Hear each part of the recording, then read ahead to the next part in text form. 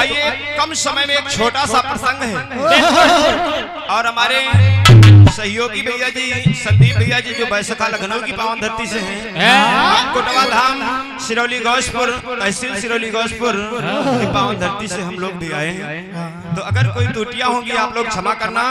इसी जगह से एक छोटा सा प्रसंग है क्योंकि आज भगवान कन्हैया का जन्म उत्सव मनाया जा रहा है सारे संसार में। अरे वाह।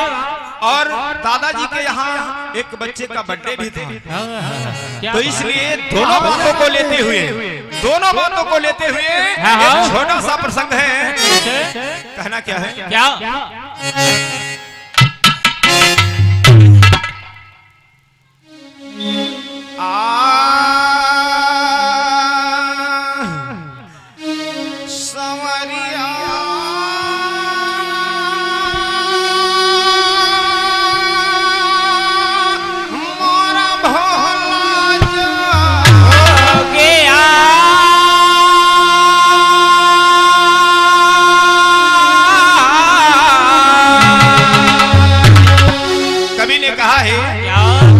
मुखड़े में कवि ने लगाया है दादा खलीफा दादा कि राधा होई गई तारे ध्यान श्याम से अपने रूठी गए। राधा होई गई तारा ध्यान श्याम से अपने रूठी। राधा होई गई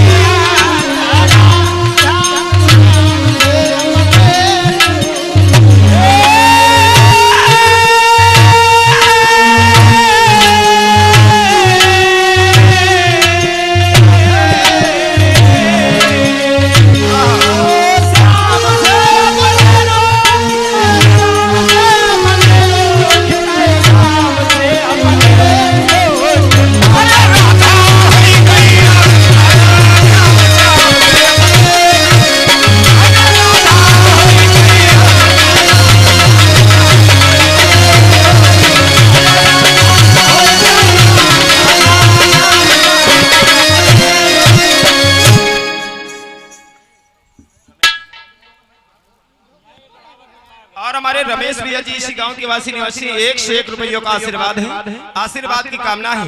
कवि ने लिखा कि राधा होई गई अंतर ध्यान श्याम से अपने, लेकिन अभी भगवान कन्हैया का जन्म नहीं हुआ है, तो इसलिए जन्म से पहले से थोड़ा कहना है। क्या? जिस समय कंस का अत्याचार बढ़ा तो संतों ने अपने अपनी किताबों में लिखा गया। क्या लिखा? क्या? कि प्रगटे थे मूर्ति मान पापी और पापों के घोर अंधेरी में प्रगटे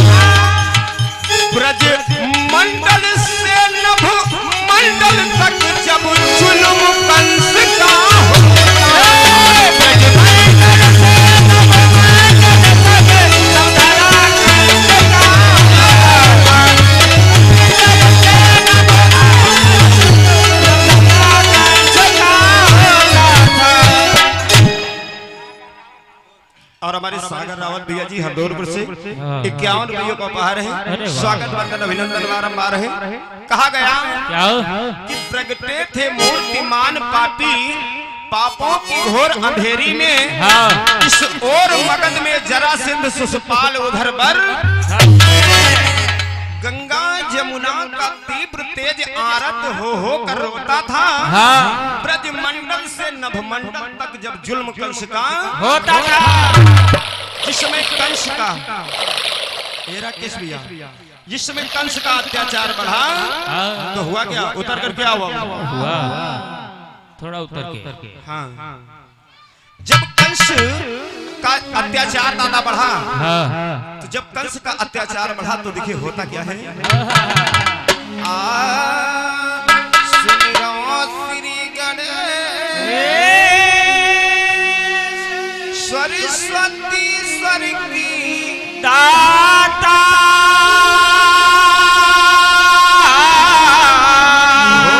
गुरु जग जीवन सुमिर चरित एक पावन,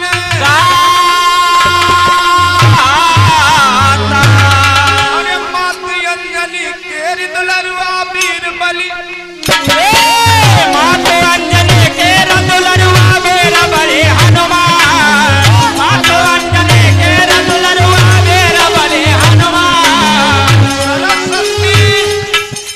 सरस्वती शारद मोरी मैया, सरस्वती शारद मोरी मैया, अरे भगवती दियो ज्ञान पाना, दान श्याम से अपने रूप, अरे भगवती दियो ज्ञान बाबा, दान से अपने तेरा दियो ज्ञान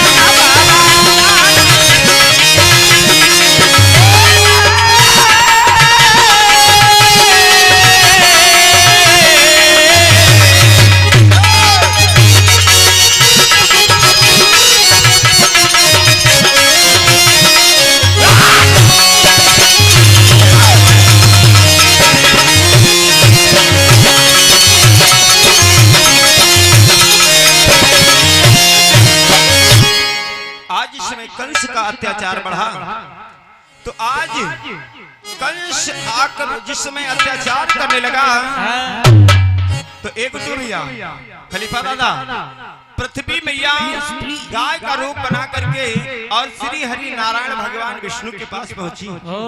सभी देवता पहुंचे और हाथ जोड़ करके विनती किया। कहा क्या, क्या अरे हाथ जुआरी चारा लाला सिरा लायो बोले राम,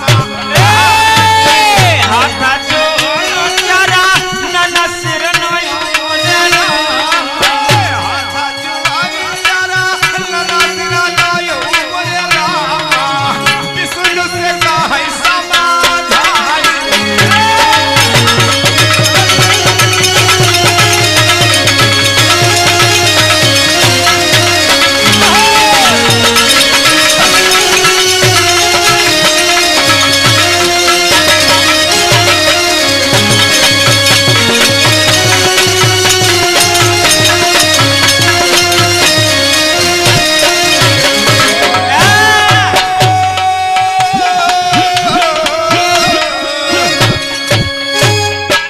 लियो खबरिया मोरी पर प्रभु, अरे वाह आज धरती मैया कहने लगी प्रभु, प्रभु प्रभु लियो खबरिया मोरी मोरे स्वामी, हमसे सहारा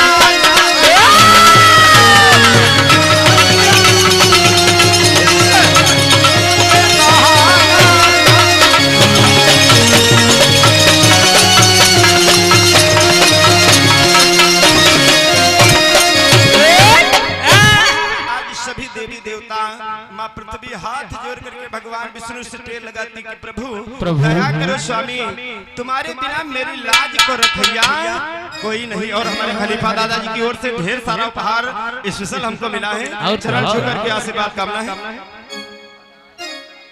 और हमारे राजेश भैया जी जो बीबीपुर के वासी निवासी 50 रुपयों का आशीर्वाद है, आशीर्वाद की कामना है वो साचे दरबार की जय हो जय हो। तो आज देखिए हुआ क्या, हेलो आज देखिए जिसमें सभी देवता और माँ पृथ्वी भगवान विष्णु से टेल लगाती हैं, तो देखिए भगवान विष्णु कहते हैं कि आप लोग चिंता मत करो। ये दादा खलीफा दादा बात को गौर से सुनिए। कहा कि आप लोग चिंता मत करें, आप लोग गौ लोग को चले जाएं। और हमारे भाई दादाजी की ओर से चरण छूकर आशीर्वाद कामना चाहता हूँ। दादाजी की ओर से स्पेशल बहुत बहुत धन्यवाद है दादाजी का। कहना है आज स्पेशल देखिए भगवान विष्णु बताते हैं कि तुम लोग गौलोक को चले जाओ और वहां पर भगवान आदि कन्हैया, ये कन्हैया नहीं जो जन्माष्टमी में पैदा होते हैं, गौलोक में आदि कन्हैया आदि राधा रह रही हैं। आप लोग अपनी विनती जाकर के उनसे सुनाओ। आदि के सभी देवी और देवता चलते हैं। तो होता क्या है, क्या होता है भैया? एक गीत लगल। कैसे? और गीत वही लगल कौन सा? कि गहरी प्रीति लगायो वही रनवा, गहरी प्रीति लगायो वही रनवा, हम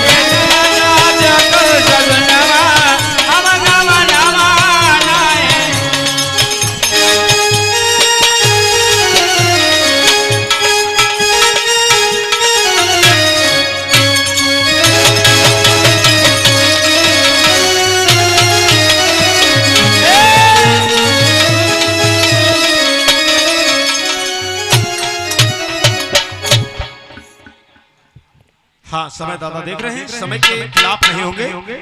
बिल्कुल बिल्कुल। हाँ कट पे सोना है।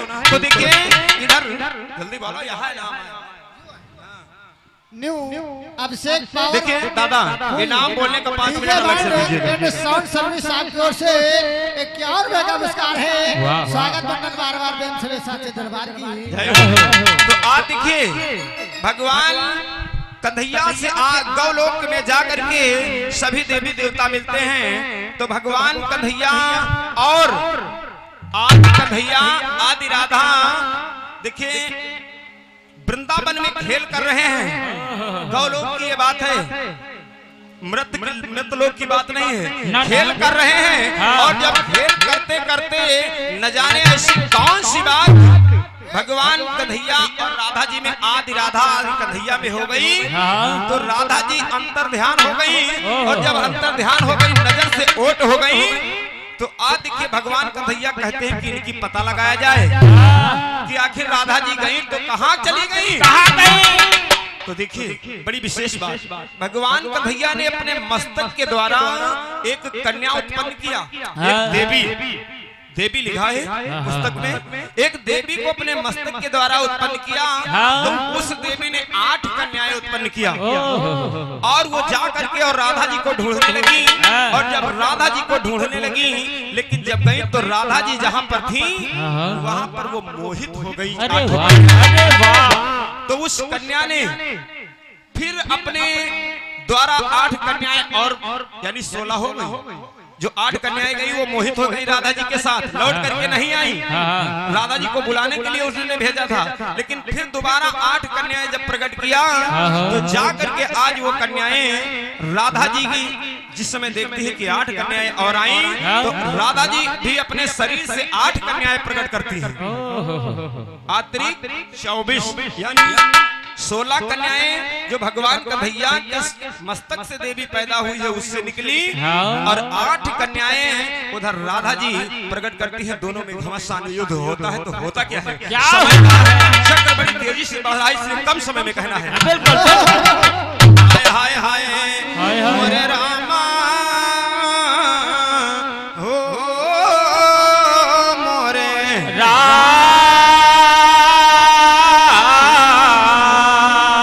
तू नौमा भासंग्राम हाल सब रहने सुनाए, अंत समय मारा हारी देवी जब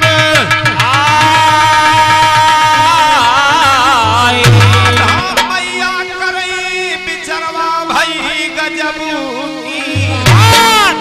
राधा जी की जो 8 कन्याएं 8 देवियां प्रकट हुई थी, तो भगवान कन्हैया से जो 8 देवियां आई हैं वो उनका शरीर काट दिया, और जब काट दिया तो राधा जी विचार कर रही हैं, जीत न पाई मोरी देवी भाई गजब राधा मैया मनई मां स्वाचे, राधा मैया मने मां स्वाचे, राधा मैया मने मां स्वाचे, राधा मैया मने मां स्वाचे।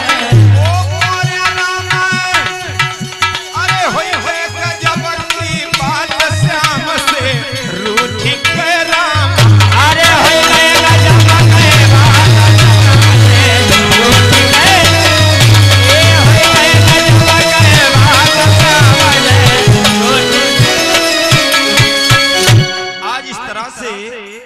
वो देखिए राधा जी की 8 जो कन्याएं हैं देवियां जो राधा जी के शरीर से प्रकट हुई, वो 8 इतना दंडित हो गई, उनका किसी का हाथ कट गया। Hello hello. और अमिताभ भैया जी आप कठवारा के निवासी, आपकी ओर से 51 रुपए का दान है, प्रेम से साचे दरबार की जय हो। और 51 रुपए का पुरस्कार हमारे घर मालिक भैया जी की ओर से, प्रेम से साचे दरबार की जय हो। तो देखिए किसी का दादा हाथ कट गया, किसी का पैर कट गया, तो राधा जी की जो देवियां थी वो भगवान कन्हैया की देवियों से जो दूसरी वाली 8 देवियां आई उनसे हार गई। जब हार गई तो मर गई, और जब मर गई तो इसी जगह पर हमारी बाड़ी का विराम है। उधर ये कथा महाराज परीक्षित जी को सुखद देव जी सुना रहे हैं। तो कहा कि जब वो 8 कन्याएं मर गई राधा जी वाली, तो आखिर कैसे जीवित होगी, अगले टर्म में आपको हम बताएंगे कि वो राधा वाली सहेलियां कैसे जीवित हुई। और हमारे छोटे लाल भैया जी आप कठवारा के निवासी हैं, आपकी ओर से 101 रुपए का पुरस्कार है, प्रेम से साचे दरबार की।